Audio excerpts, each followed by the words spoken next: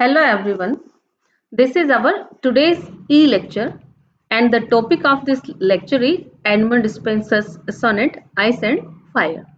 Dear students, this is a very important sonnet for UG level students and it is a very famous sonnet written by Edmund Spenser. And first of all, this is the introduction to Edmund Spenser. Edmund Spenser is Elizabethan poet. जैसा previous classes में हमने पढ़ा Elizabethan great poets में Edmund Spencer का नाम भी बहुत famous है. So the life span of Edmund Spenser is 1552 to 1599. It belongs to Edmund Spenser belongs to Elizabethan age. And as we have studied previous that Elizabethan period is counted from 1558 to 1603. Means this was the period during the reign of Queen Elizabeth I in England. This is the period when Queen Elizabeth ruled over England. Edmund Spenser is best known for his work Fairy Queen. Fairy Queen is an epic poem written in honor of Queen Elizabeth I. And Edmund Spenser को poets poet के नाम से भी जाना जाता है. Means poet of the poets. बाद में एसेइस्ट हैं चार्ल्स लेम, इन्होंने एडमंड स्पेंसर को पोइट्स पोइट का खिताब दिया. सो ये जनरल इंट्रोडक्शन एडमंड स्पेंसर के बारे में. And now introduction to the poem. आज हम पढ़ने जा रहे हैं ice and fire. This is a very famous sonnet written by Edmund Spenser, and this sonnet is taken from his collection of sonnets Amorety.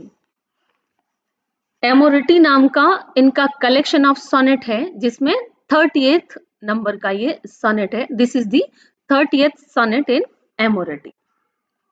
And Amorety is a collection of 89 sonnets, and Ice and Fire is the 30th sonnet in this collection. And we can say that he wrote Amorety to celebrate his marriage to Elizabeth Boyle.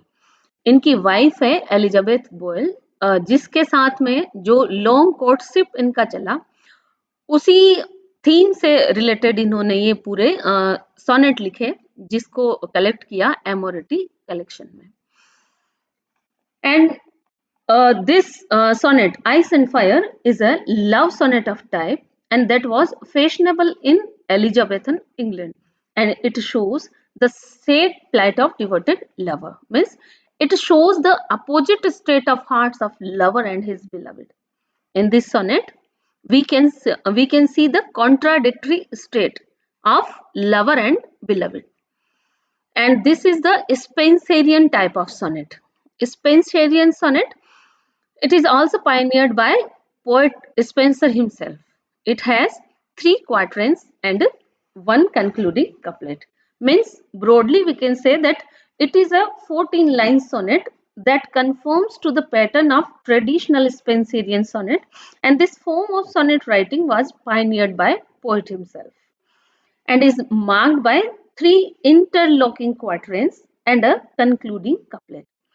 So the rhyme scheme of this sonnet like AB AB BC BC CD CD EE means ये Edmund Spenser ने एक Spenserian sonnet के नाम से एक अलग ही sonnet का form इजाद किया और इन्होंने लिखा 3 क्वार्टरन एंड 1 कंक्लूडिंग कपलेट में.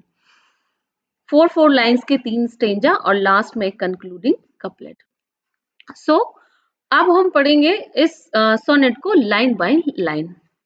This is the sonnet Ice and Fire written by Edmund Spenser, and this is the first quatrain. As we can see on our screen that these are the 4 first quatrain, means first 4 line of this sonnet. As my love is like to ice and I to fire. In the very first line of this sonnet, Edmund Spenser here uses simile. Simile, as all of you know that simile is explicit comparison between two dissimilar things. Here we can see the word like in the first line. पहली line में हमें like word देखने को मिल रहा है, means यहाँ पर पोइट जो है वो कंपेयर कर रहा है अपने बिलवड के लव को तो आइस के साथ कंपेयर कर रहा है और खुद के लव को फायर के साथ कंपेयर कर रहा है. सो in the very first line of this sonnet we can see the simile. My love is like to ice and I to fire, means. And next, how comes it then that this are called so great? Here we can see in the second line that rhetorical question, how comes it?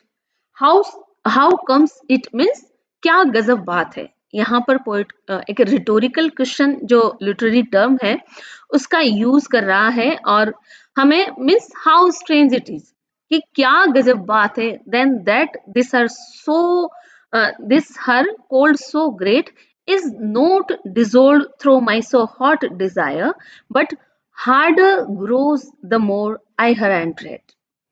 Means here in the first quatrain of this sonnet, Edmund Spenser compares his beloved's love to the ice and his own love to the fire. And here, ice represents a hard-heartedness of his beloved and fire represents his deep passionate love. Means वो अपनी beloved के हृदय को बहुत hard-hearted, बर्फ के जितना कठोर कहता है और स्वयं का उसका खुद का love इतना passionate है like a fire. So here broadly he uses the two metaphors ice and fire.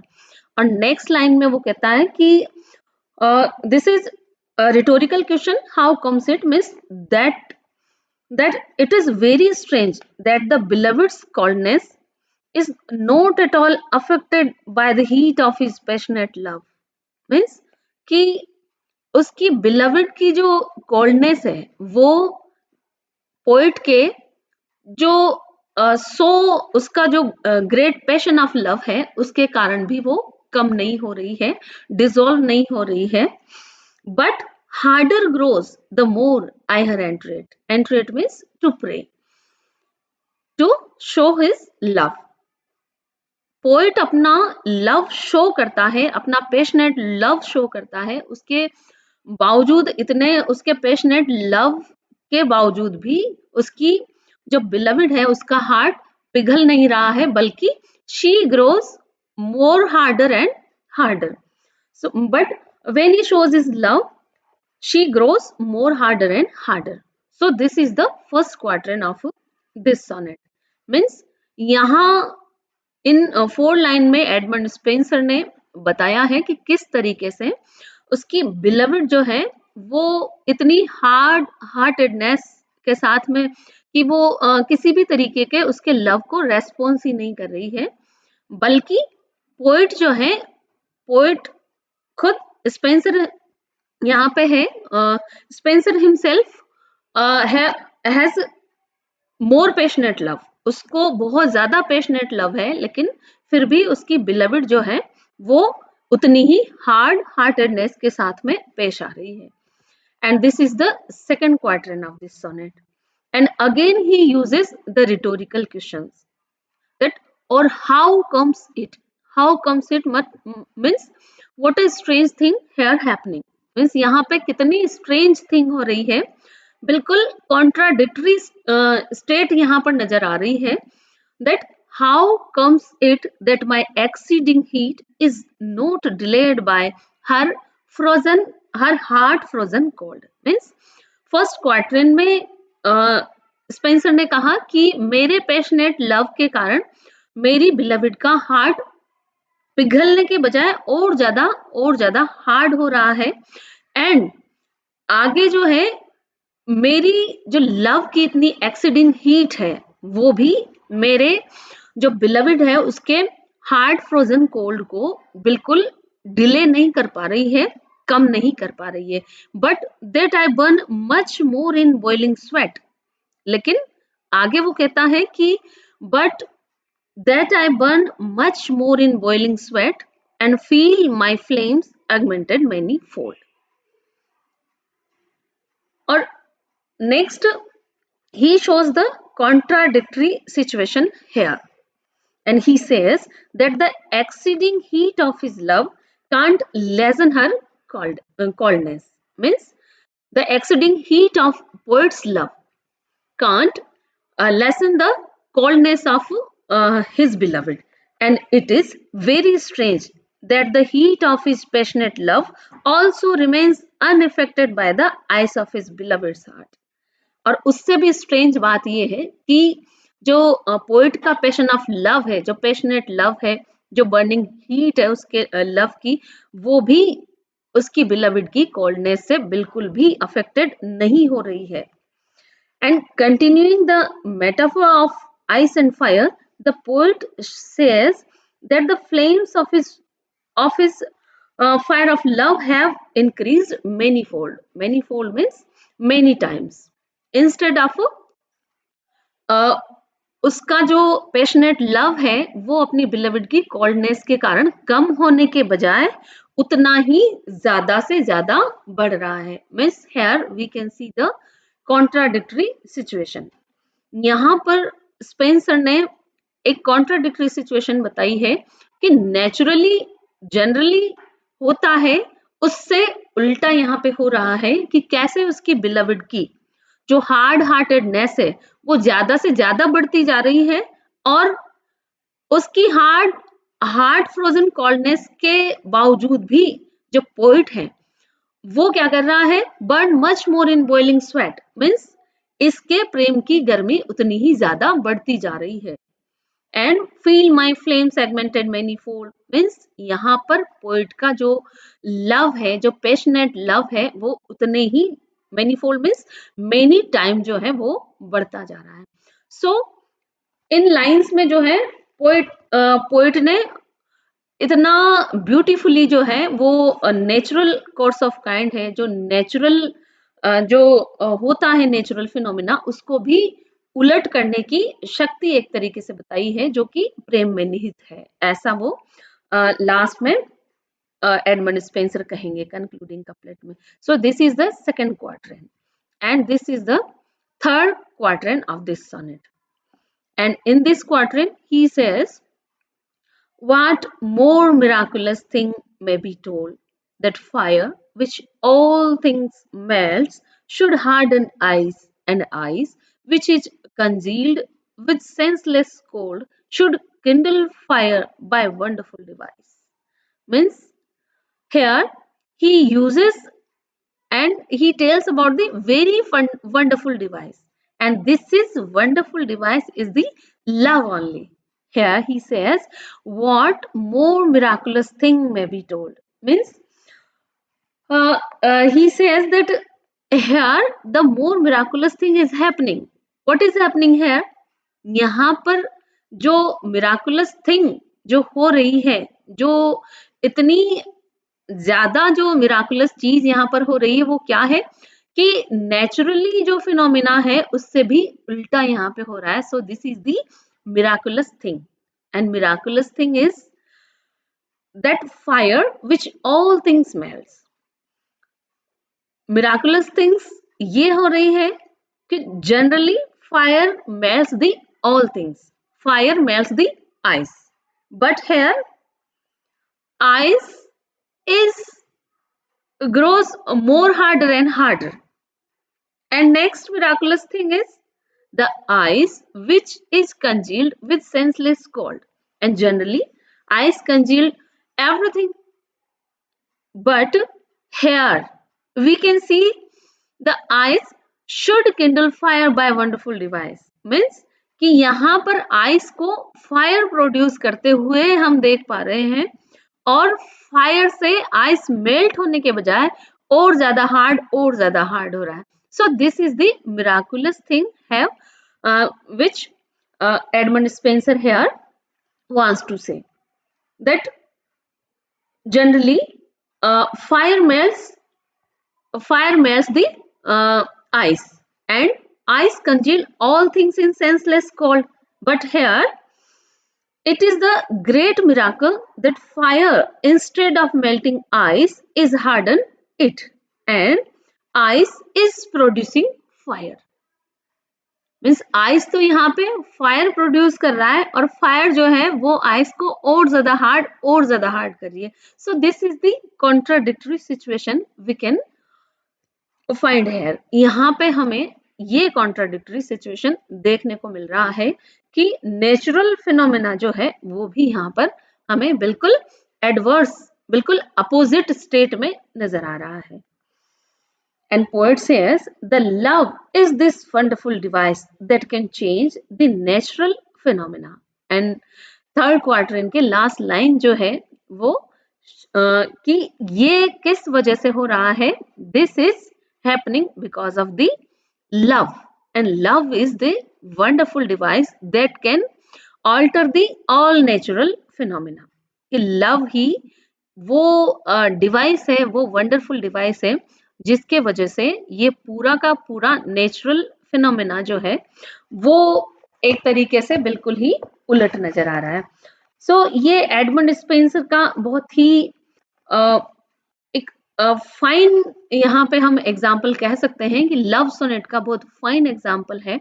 और इसमें रिटोरिकल क्वेश्चंस का प्रयोग भी एडमंड स्पेंसर ने किया है. जैसे हम दो बार क्वाड्रेंट फर्स्ट और क्वाड्रेंट सेकंड में लाइन देखते हैं इस तरीके से, ये हाउ कम्स इट, और फर्स्ट क्वाड्रेंट में भी हमने देखा how comes it. So this is the example of rhetorical question. Okay, so rhetorical question is a question asked not to evoke an actual answer but to achieve an emphasis stronger than a direct statement. Means कभी भी direct statement को एक strong effect देने के लिए rhetorical question का प्रयोग किया जाता है. और रिटोरिकल क्वेश्चन असल में कोई क्वेश्चन ना हो करके वो सिर्फ क्वेश्चन के फॉर्म में वहां पे राइटर लिखते हैं ताकि वो एक डायरेक्ट स्टेटमेंट को एक एक्स्ट्रा इफेक्ट दे सकें. सो यहाँ हमें रिटोरिकल क्वेश्चन का यूज देखने को मिल रहा है. And this is our third quadrant, and this is the concluding couplet of this sonnet. Concluding couplet means यहाँ पोएट ने जो क्वेश्चन थ्री क्वाड्रेंट में चला आ रहा है, जो भी मिराकुलस थिंग थ्री क्वाड्रेंट में चली आ रही है, उसको कंक्लूड करते हुए ये बहुत ही फाइन एग्जाम्पल है एक लव सोनेट का. और कितनी ब्यूटीफुली उन्होंने यहाँ पे कंक्लूडिंग कपलेट लिखा है. Such is the power of love in gentle mind that it can alter the course of kind. Means जो वंडरफुल डिवाइस की बात पोएट कर रहा है, here the poet points out that love in gentle person is so powerful, and because of love everything possible into the world, and only the power of love can alter the natural course of kind. कि किस तरीके से जो है power of love है वो natural phenomena को भी बिल्कुल एडवर्स करने की हिम्मत रखता है. तो यहाँ पे एक तरीके से पोएट ने जो स्पेंसर है उसने बताया है कि किस तरीके से एक लव की जो पावर है वो इतनी पावरफुल होती है कि उसके कारण जो नेचुरल फिनोमिना है उसको भी उलट किया जा सकता है. So this is the Spenserian sonnet divided into three couplet, three quadrant and a couplet. और थ्री क्वाड्रेंट्स में हमने देखा कि किस तरीके से एक क्वेश्चन अराइज करता है, एक सिचुएशन अराइज करता है एडमंड स्पेंसर रीडर्स के सामने थ्री क्वाड्रेंट्स में, और कपलेट में उसको कंक्लूड करता है. जो क्वेश्चंस थ्री क्वाड्रेंट में अराइज हो रहे हैं कि क्या गजब बात है, देखो कैसी स्ट्रेंज थिंग्स यहाँ पे हैपनिंग हो रही है, क्या ऐसा भी हो सकता है. और कंक्लूडिंग कपलेट में बहुत ब्यूटीफुली उन्होंने इसका आंसर दिया है कि लव, ये पावर ऑफ लव ही है जो हर इंसान के अंदर है, और पावर ऑफ लव ही है जो कि नेचुरल फिनोमिना को ऑल्टर करने की, नेचुरल फिनोमिना को उलट कर देने की हिम्मत रखता है. So this is the beautiful sonnet, beautiful love sonnet written by Edmund Spenser, and the rhyme scheme of this sonnet is AB, AB, BC, BC, CD, CD, EE. And each line of this sonnet is written in iambic pentameter. इसकी हर line जो है वो iambic pentameter में लिखी गई है. Iambic pentameter means 5 feet and 10 syllable. And in iambic foot, first syllable is unaccented and second syllable is accented. So each line of the sonnet has 5 feet and 10 syllable. तो ये सबसे important sonnet जो almost हम BA part first के students हैं उनको पढ़ाया जाता है. और मैं समझती हूँ कि आप सबको लाइन बाय लाइन ये सोनेट समझ आ गया होगा.